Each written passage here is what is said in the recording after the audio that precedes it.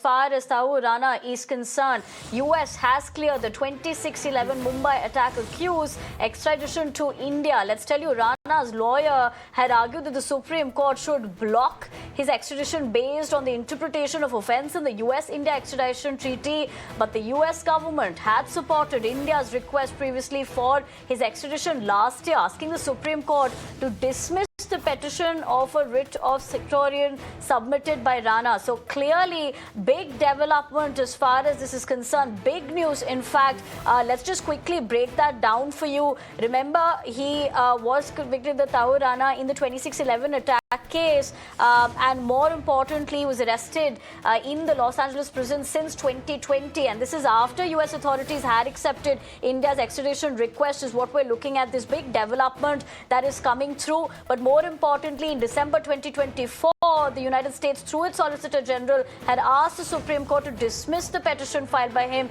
And now, what we're given to understand, beg your pardon, is that the big development that is coming, where the US has cleared the 26/11 Mumbai attack convict Taur Rana's extradition to India.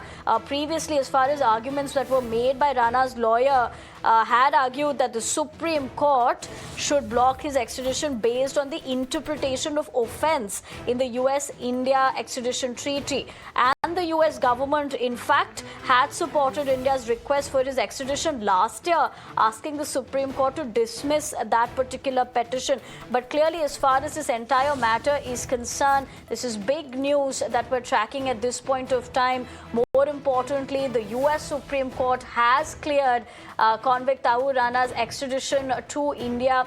The US Supreme Court has also cleared his extradition to India as it dismissed a review petition against his conviction in the case. Remember, India was seeking the extradition of Rana, who's a Canadian national of Pakistani origin, as he was wanted for the 2008 Mumbai terrorist case attack.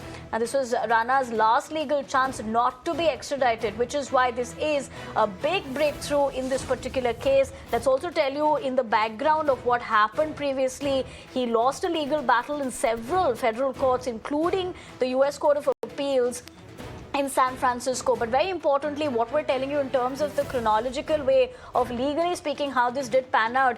Remember, in November 2024, that's of last year, Rana had filed a petition for a writ before the US Supreme Court. Now, this was also denied by the top court on January 21st, so just a few days ago, a day, remember, after Donald Trump was sworn in as the American president. Let's tell you that the Supreme Court, while hearing this in the US, said petition denied.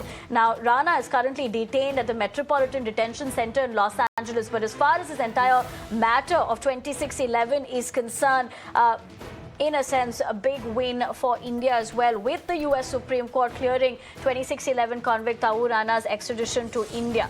Having said that, we'll continue to track this big development in a lot more, but time for a quick break here. Stay with us. We're going to be right back.